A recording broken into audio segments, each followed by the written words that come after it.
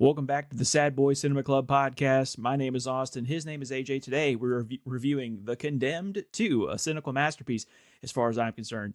It is directed by Roel Renee, also behind the camera, Roel Renee, starring Randy Orton, Randall Keith Orton from WWE fame, Eric Roberts, Wes Studi, and Stephen Michael Cadeza. We discussed last time off air that if you brought a movie to the table, if you brought the movie for our viewing experience, that you were going to be the showrunner, for a lack of a better term. So instead of me yapping along for 45 minutes like I usually do, I'm going to toss it to AJ here, and let's see if he can live up to the hype that I have set before us. That's some heavy pressure, some big shoes to fill. Luckily, I got big feet. So yeah, like you said, this is shot and directed by Roel Rain. He is what's known as the king of direct-to-DVD sequels. Just for giggles and laughs, do you know how many years was between the original Condemned and this one? Prior to me doing a little bit of research before this show, no. But I know the answer now. Okay, well, that's no fun. It's, 8 years? I like that this film took a month to film. Like, from start to finish. They were just like, yep, we're getting it done. Tight schedule, let's get it go. But I guess when you're putting out masterpieces like that, time waits for no man. Before we go into, this movie, I want to play a little game with you. Okay. Or I'll name 10 WWE movie studios, and you name me the wrestler. All right, sure. Full disclosure here, my WWE Studios knowledge is probably not as well thought out as maybe I should, being a wrestling fan myself, but I'll give it a go. I'll give you an easy one. See No Evil. That would be the Big Red Machine, Kane. Knoxville City Mayor. One and the same. The Chaperone. Oh, well, that's head of creative. That's COO. Paul Levesque. Triple H. 12 Rounds. Now, I know they've done a couple 12 rounds, so are we talking about the original? First one. The OG. One. Okay. Ooh, that one's probably a good one. Because, it's funny, I know who's in 2 and 3, but I don't know if I know who's... I don't know if I know who's in the original. I'm going to take a shot in the dark here and go Batista. John Cena. John Cena. See, I thought he was just the Marine. So, I have that on here. The Marine, you just said who it was. Do you know who was originally supposed to be in that movie, in that role? Was it also a wrestler? Yes. Yeah. Of course it was. I'm trying to think of when that movie would have come out. Who would have been hot enough to put in that spot? Ironically, probably Batista, but I'm going to guess Brock, maybe? Randy Kenneth Orton. Well, good thing he saved his chance for this movie. Right? The Marine 3. The Marine 3, I think, is when The Miz took over. Indeed it is. It was The Miz. Leprechaun Origins. Well, that's got to be Hornswoggle, just based off the name alone. You're cooking with gasoline right now, my friend. Countdown. This is not one that's entered my lexicon. I don't think that I would be able to get this. Could you give me a release year? Its release date was November 30th, 2016. And there were 2 wrestlers that were in this, so you can give me either one and I'll count it. Is it 2 male superstars or is it a co-ed film? Yeah. Yeah, it's 2 males. So I know that Seth Rollins got hurt around that time. And perchance, he was able to rehab and shoot this movie. So I'm going to lock me in for Seth Rollins. And you would be wrong, my friend. It is Dolph Ziggler. Dolph Ziggles. Okay. Who's the other one? Kane. Dolph Ziggler and Kane. Huh. Okay. It's like when X-Pac and him won the tag champions. Yeah. All right. Moving on to another sequel. Excuse me. Jingle All the Way 2. I want to say like Alexander Kozlov or something ridiculous like that. But do you have a release date for that one? Is that around the same time as the other one? Okay, it was 2014. The Miz has been in so many WWE Studios products. This has to be another one for his. That's just not just on his bedpost, I think. Nope. It is going to be Santino Marella. Santino Marella. Okay. That'd be a nice comedy duo. I'd watch that. We're going to add this to the list. Hearing about Put it on the list. For our Christmas episodes, it's on the list. Mark it down. Knucklehead. Give me Cena, I guess. That seems like a movie up his alley. It's going to be the Human Thumb, Big Show. And last but not least, Incarnate. Believe it or not, I actually think I know this one. I think that it's Edge. The rated R superstar. You would be wrong. It is Mark Henry. Well, at some point, we're going to have to go through all these movies, so we'll get pretty familiar with WWE Studios. Yeah, I can't wait for Killing Hasselhoff, starring your favorite wrestler, Hulk Hogan, and the Iron Sheik. Yeah, so stoked for that one. Jesus Christ. All right, so you did pretty well. I feel like there were some easy ones, but I think by and large you did pretty well. So you get to keep your wrestling fandom card. Going into this movie, did you have any expectations? So I've only been super familiar with a couple of the WWE Studios products. Obviously, I've seen The Scorpion King, Walking Tall, The Rundown, and then I don't want to say more recently because it was 7 years ago, but Fighting with My Family I thought was pretty good. I knew that there were a lot of misses though, i.e. The Chaperone. I knew that one was pretty bad. So I kind of expected a mixed bag, and we'll get into it a little bit, but that's kind of what I got was a mixed bag. I loved the original. I really enjoyed the original. Stone Cold. I grew up during the Attitude Era in the Monday Night Wars, so that took me back to being a kid. I know it was a direct DVD sequel with 8 years in between, but I figured it would still have a little bit of juice, and just for me wasn't there. So my expectations were, hey, this might be okay, but we'll see how it turns out. I think that it says a lot about a movie and how it's presented on a platform. If you're watching with us at home, I watched it on Amazon Prime, and it was quote unquote free with ads. Of course, you have to pay for an Amazon Prime Video subscription and then get some ads. But I watched, I think it was Fight Club on there a couple weeks ago, and I forget how long the runtime of Fight Club is. Let's assume it's 2 hours. I got 6 different placements for ads. Fair enough. Popular movie. I don't think that there should be ads if I'm paying for the subscription, but I digress. So 6 ads for a 2-hour movie, a very popular one of that, fine. I watched this movie and I got 1 placement for an ad 10 minutes into the movie.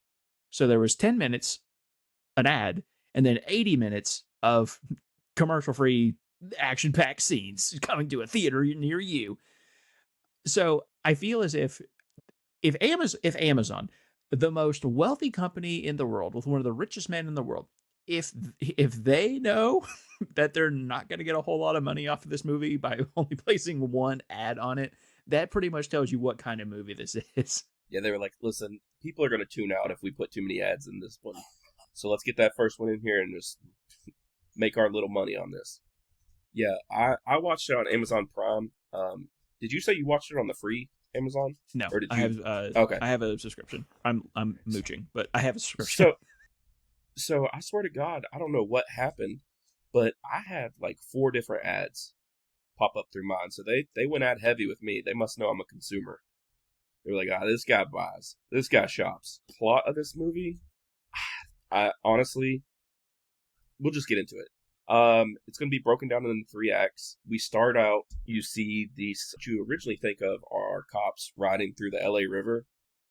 And then you see them get out of their cars, and it gives like you get introduced to the team, and it gives like their rundowns and like what their specification, like what their specialties are, and like all this and that.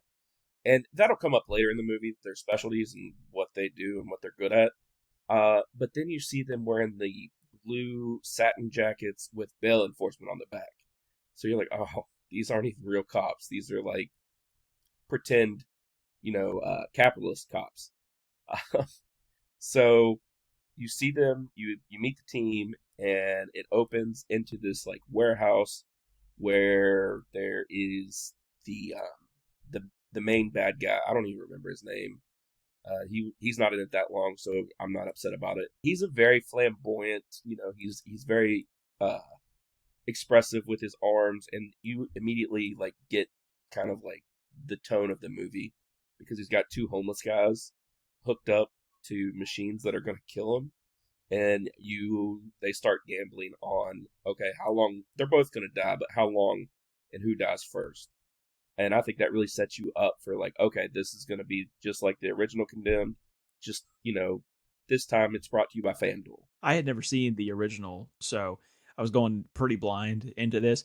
it did seem like a very stereotypical, like maniacal kind of villain at the start. And to its credit, there's not a whole lot of redeeming qualities in this film, but it does set the tone and your expectations pretty early when we're gambling on when and if and how homeless people die. So There's this big thing. The Bell's bondsmen are talking, and they're like, "Hey, if we kill him, we don't get paid, so nobody kill him." And of course, it's Will Tanner, which is played by RKO. He is the one that's giving this speech, and then fast forward maybe 5 minutes into the film, and Will Tanner kills the guy they're going to collect the bounty on on. And accident, mind you, oopsie doopsie. yeah, and honestly, I don't even know how he died. Like he fell on like a machine, like the medical machine, and then it just stabbed him, and he died. Also, the cops in this movie are terrible. They show up and arrest the bondsman, which sure, whatever. But they let the head villain's number two guy, his name's Orso, they let him leave, just like, and not even do a good job of sneaking out, like, or making an escape. He just literally looks around like a little weasel, and then just walks out the door with all this gold and all the money and everything like that. So that was my first. I was like, oh god, this is like, again, I know that you're going into a movie with like the willing suspension of disbelief, and so I understand that concept, but yeah, I was just like, oh, this is gonna be bad. As WWE fans that we are, the suspension of disbelief is something that's like integral to the viewing experience and like getting entertainment out of the product.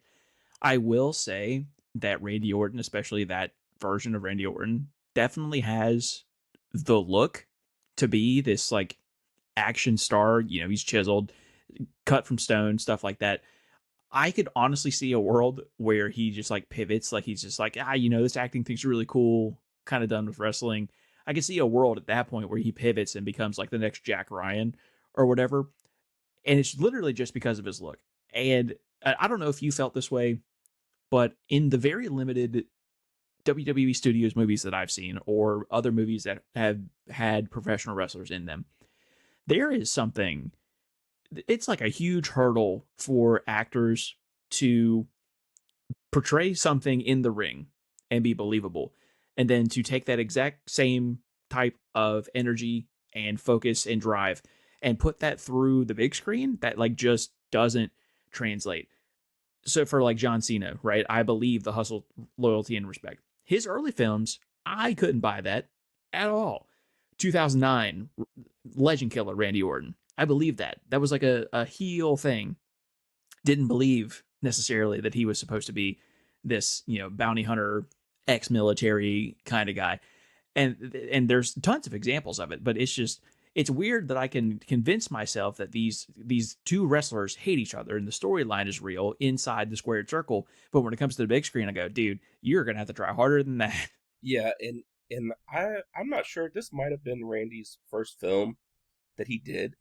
I know originally he was supposed to do the Marine, but he got hurt, and then he was supposed to be in the Marine 2, and because he was a real Marine. I don't know if you know that. He was a real Marine, and he got discharged. I'm pretty sure he got dishonorably discharged.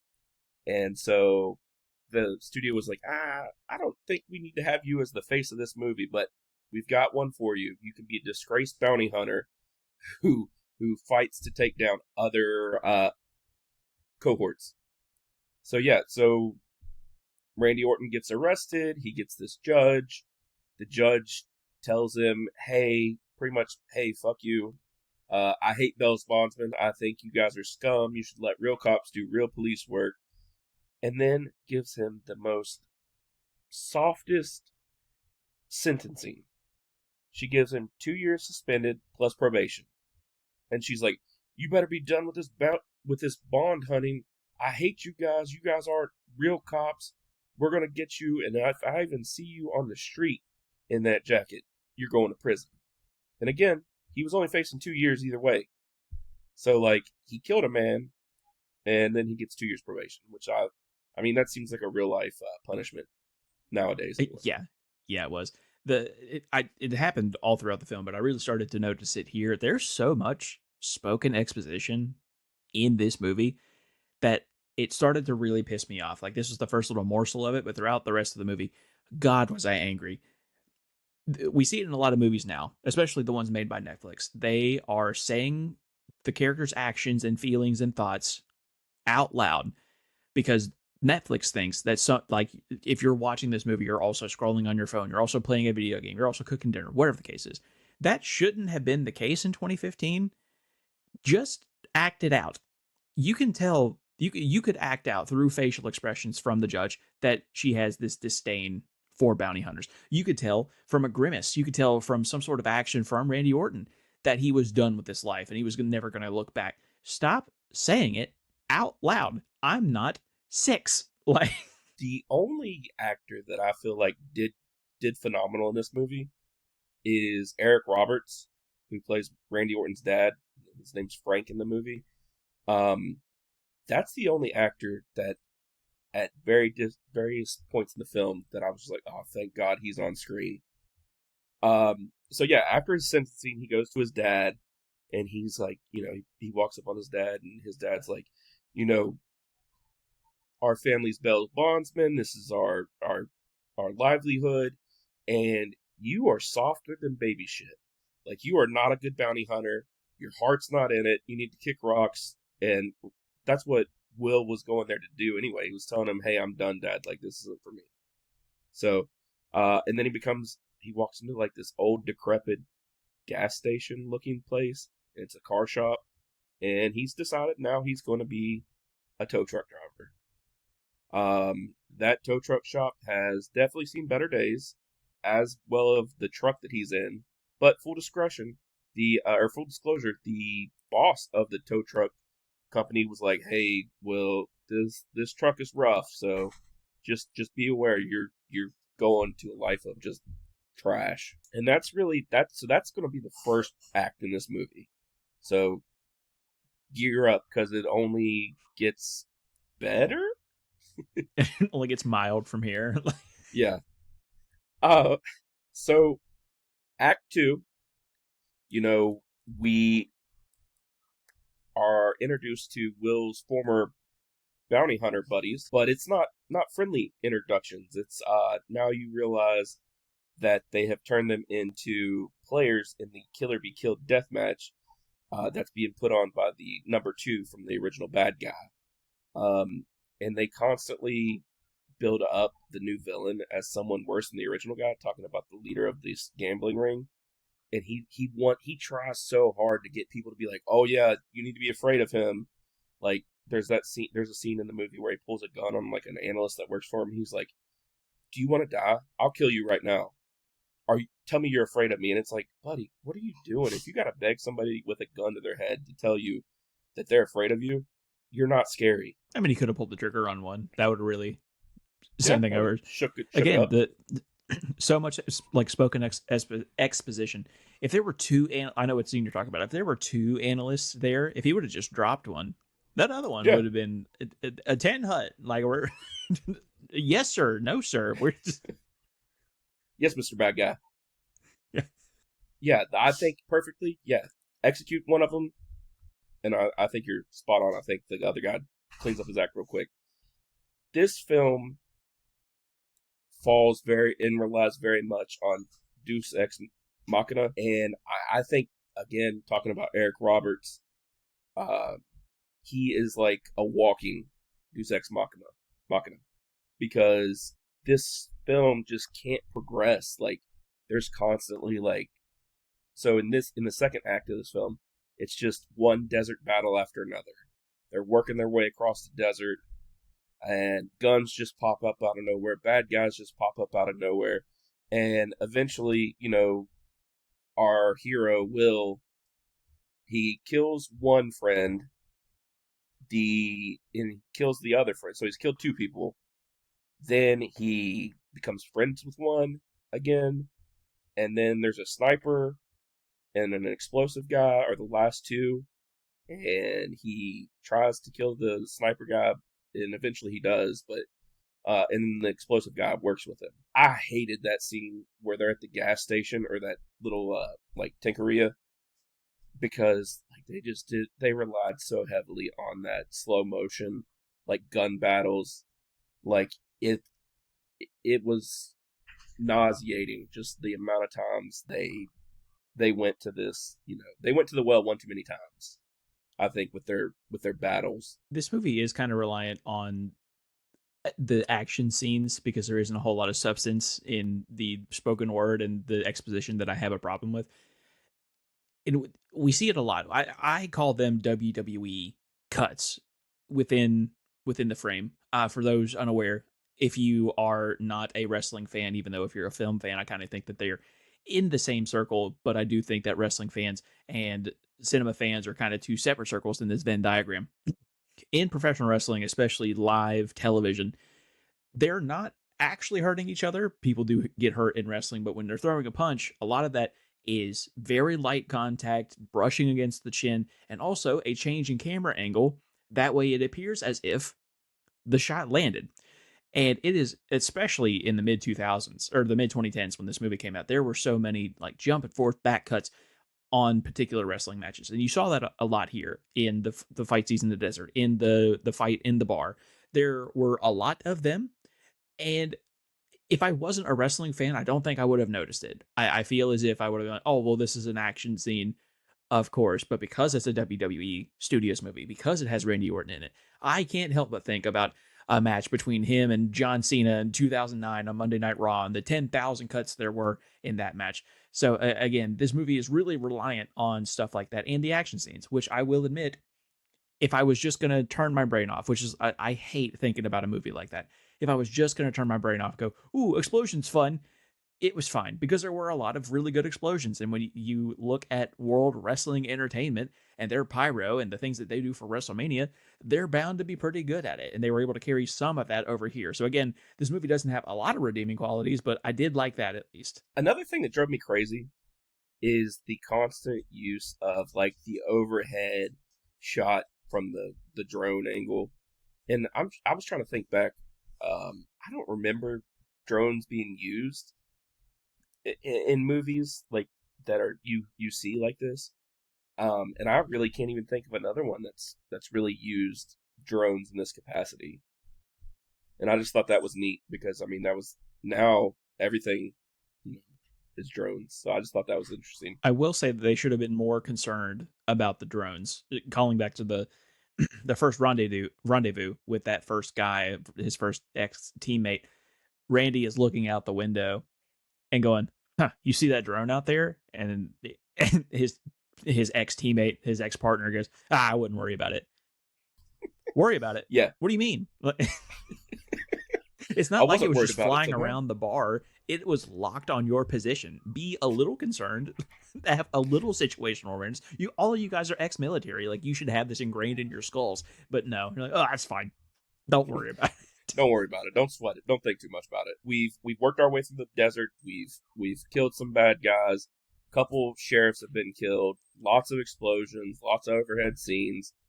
A lot of extreme all-terrain championship vehicles. Wrestling. I wish they just broke out into a match.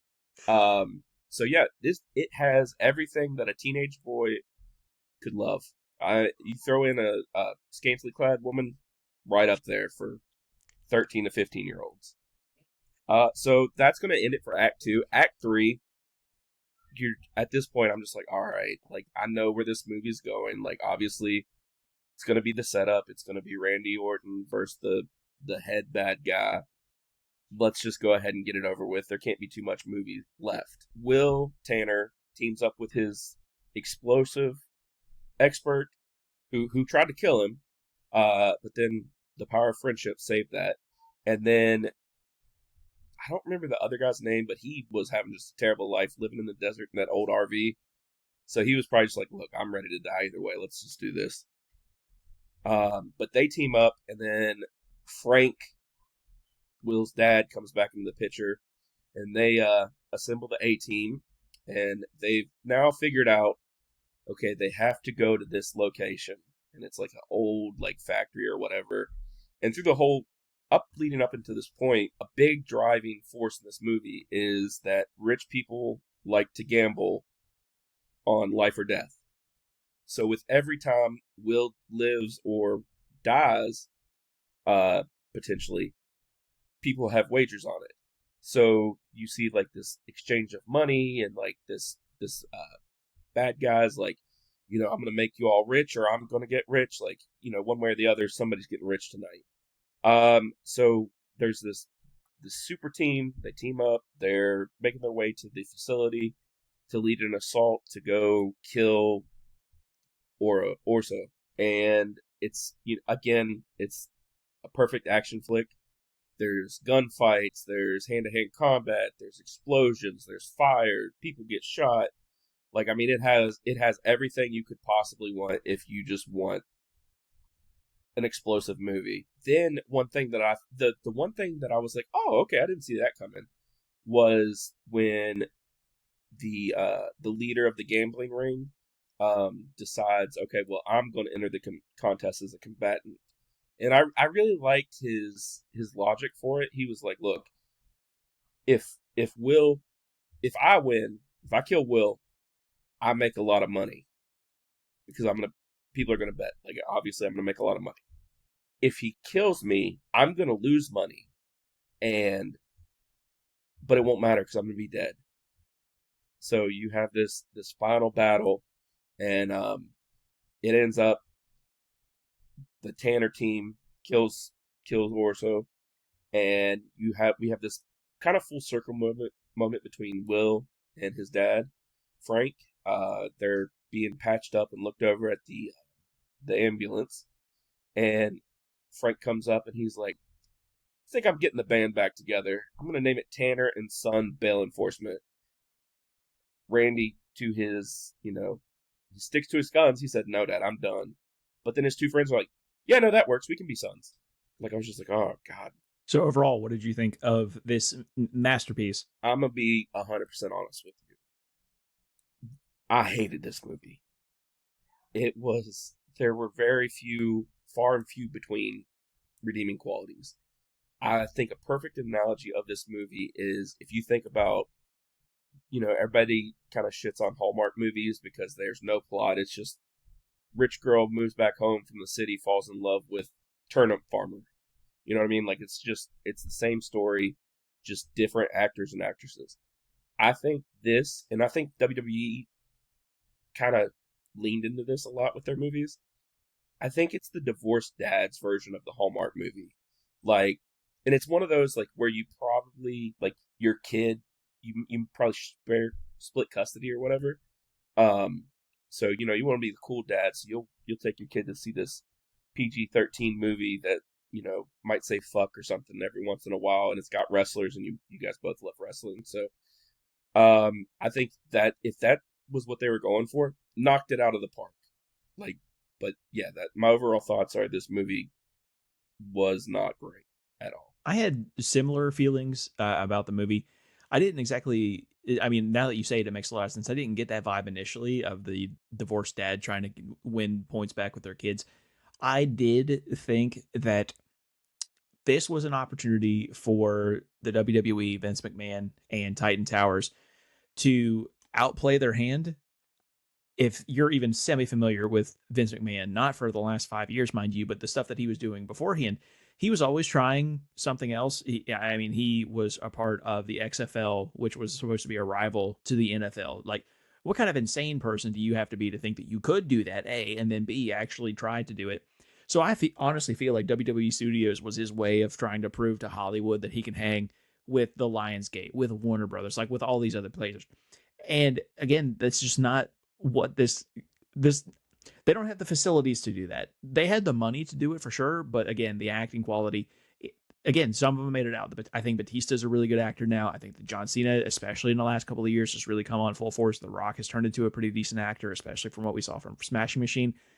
Everybody else, though, not great, as we saw here. Again, I'm so confused how I believe that Randy Orton was the legend killer, but I can't believe that he's this ex-military bail bondsman guy. I just can't believe that. And I mean, it's not like they're like, hey, Randy Orton, see him in some film you've never seen before, where he is a high IQ rocket scientist solving the planet's problems. Like, you know what I mean? It's not like they tried to do anything like that.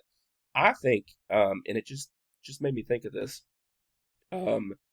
I think this little jaunt into WWE films, I really think that that was Vince trying to show that he's better than Ted Turner.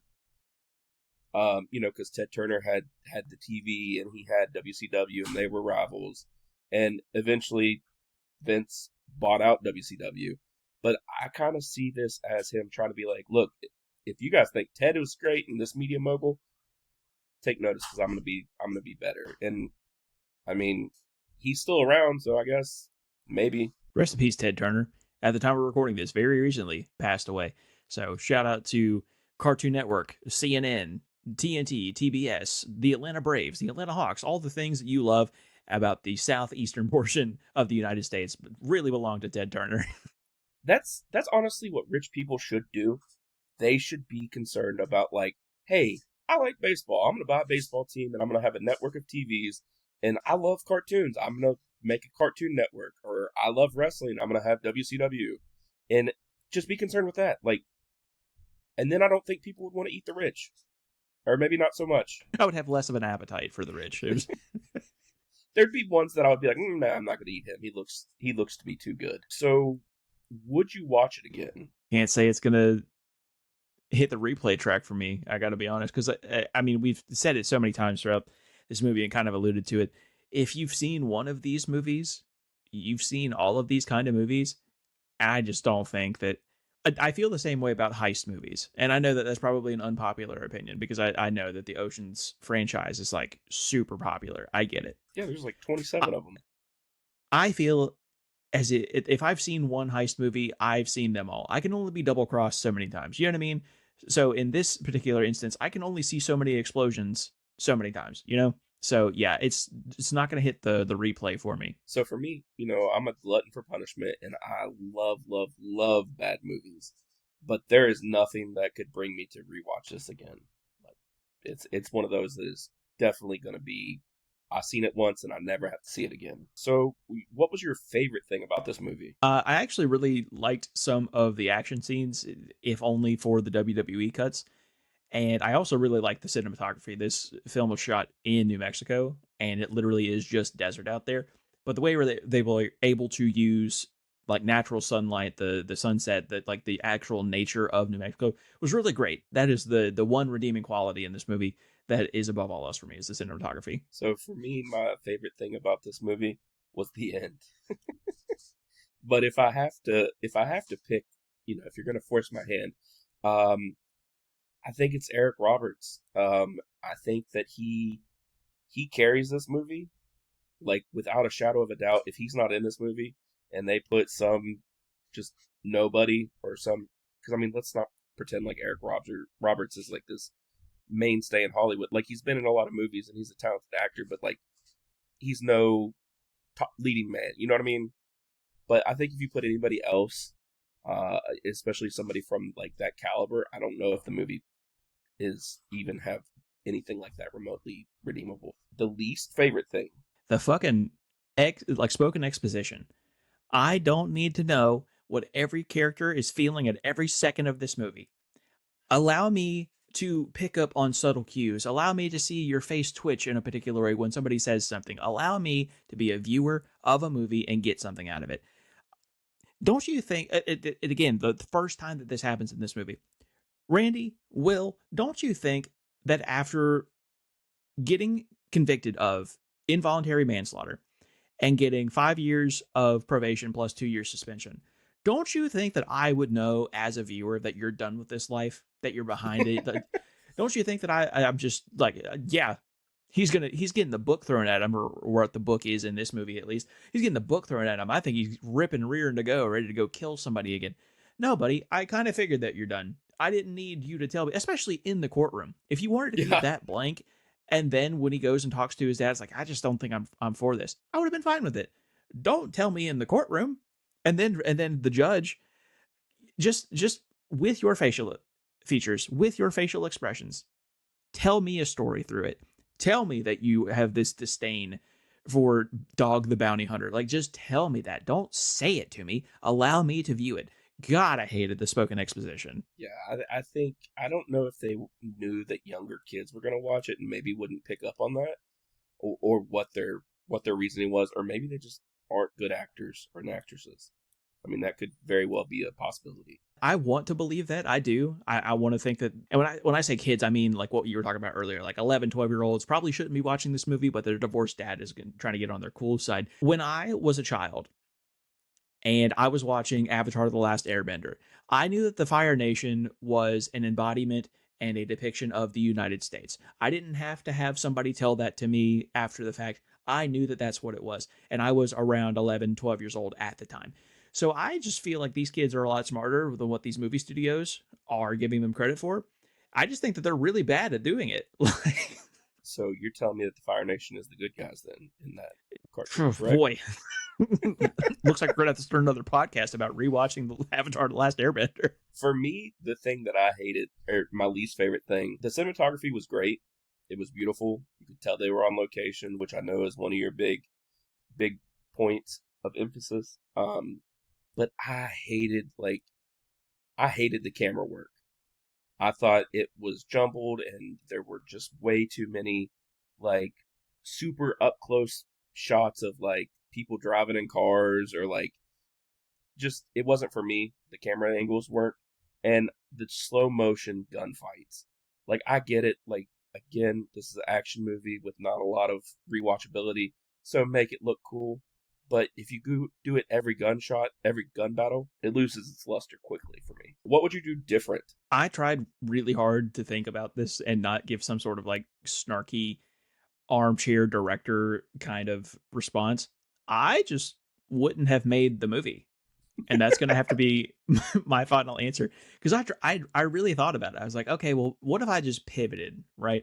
What if we did like this big macho man, ex-military, whatever the case, and then he's like something really funny, like a babysitter, and they're like, ah, shit, that's the pacifier. Okay, well, what if we did the same thing, but he's like a guy that works at a desk? What if he has like a desk job? And I'm like, this is the other guys. Okay. And I just went back to the drawing board again and again and again. And I just kept thinking of other movies that this could be. And at the end of it, I was like, listen, maybe we just shouldn't make the movie. That's my final answer. For me, what I would do differently, I liked the idea of the film. I just thought the execution was terrible. I'm a sucker for movies that that have part 2, part 3, part 4, part 7, part 15, whatever. If the story's good and it's riveting and it keeps me entertained, sure, make the sequel. Make as many sequels as you want. I would recast RKO. I think that he just didn't really vibe with this movie, but I don't know who you would put in his place, especially if you're going to another wrestler in this time. I think it's Hornswoggle. Yes, Hornswoggle, and then you have Randy Orton play in Leprechaun Origins as the original Leprechaun, and they've just gotten smaller as time goes. Because Randy Orton, again, legend killer. He's a phenomenal wrestler and very talented. But a thespian, he is not. What was your rating? What did you give this on Letterboxd? Kind of alluded to it earlier when I said that I hate having to view movies through the lens of if I just turn my brain off, it was fine.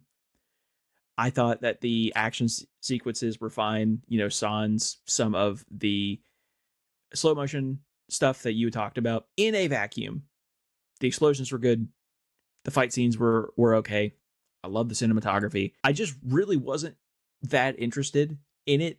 Had it not been shot on location, had it not had such good cinematography, this is going to be a really easy 2 for me. But I just put it right smack dab in the middle at 2.5 as a meh. I gave this movie a 1.5. And again, my Letterboxd probably confuses the hell out of everybody, and probably confuses Letterboxd, because like there are so many films that I give 5 stars that everybody hates. And I think this movie, the average for it is like 3. But it's not for me. It's a no for me, dog. When I do my letterboxes, I can't compare movies compared to other genres. Like I have to view them through the same kind of genre, the same kind of story, because while I'm trying to think of my favorite action movie. Die Hard's pretty good. Let's pretend I haven't watched it in a long time, so I'd have to rewatch it to give it an actual grade. But let's assume that I love Die Hard, right? If that's the peak of this action cinema, this is probably a halfway point from between the best action movie I've ever seen and the worst one. Maybe a little lower. Maybe it should be a 2. But like I can't. It's hard to compare Fight Club to La La Land, even though I think they're both phenomenal movies. I get like you have to compare them to other like things, and when I compare this movie to other action movies, it was fine. Not great. It was fine. Yeah, it's definitely a forgettable film. I don't think that I'll remember much of anything. I like to go back on my diary on Letterboxd and just like reminisce of the movies I've seen. I'll see the poster or the name and go, oh yeah, this thing happened on this and blah blah blah blah blah. When I get to this point, when I look back in 2 months and go, oh, The Condemned 2, what happened now? I won't be surprised at all. All right, so that was our take on The Condemned 2. Hopefully you enjoyed it, but before we get out of here, I'm going to toss it back over to Austin so he can give you what we're going to be watching next. Hope to God it's better than this. I have heard that it's better than this for sure. I've not seen the movie myself, and if I had, it's been at least 25 years.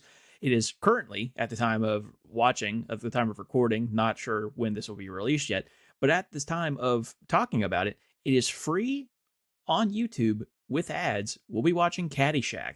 Okay. I feel like that's kind of like the Fargo movie. Like, so many people love it. I don't think I've ever seen it either. So this will be a new watch for me as well. I'm excited. It's been on my watch list for probably 3 years. A big fan of golf. Who isn't, right? So I'm super excited to watch this movie. Join us next week as we review said movie. Follow us on socials at Sad Boy Cinema on YouTube, TikTok, and Twitter. And here, above our heads here, we're going to add our own personal Letterboxd handles. Follow us over there too. Join us next week when we're reviewing Caddyshack. Be kind. Tell somebody you love them. And I'll see you in the next one.